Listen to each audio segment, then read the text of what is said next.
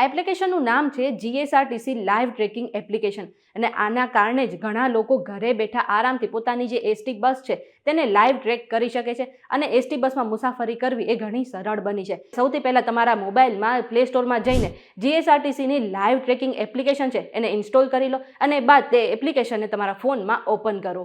હવે તમારી ST bus ક્યાં પહોંચી છે એ ચેક કરવા માટે તમે જે એપ્લિકેશન ઓપન કરી છે એમાં સ્ક્રીન પર તમને 4 ઓપ્શન દેખાશે.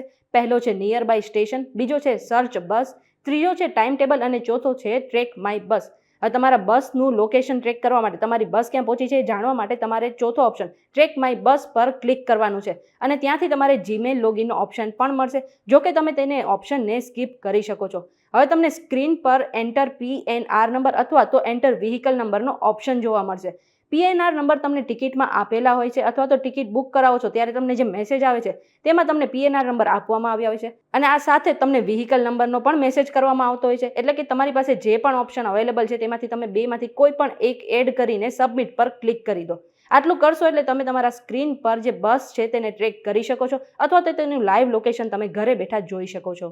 આટલું જ નહીં, તમે જે જગ્યા પર છો ત્યાં તમારી આસપાસ કેટલા એસટીના સ્ટેન્ડ આવેલા છે એ પણ તમે આ એપ્લિકેશન મારફતે જોઈ શકો છો. આ માટે તમારે ફરી હોમ પેજ પર આવવાનું છે.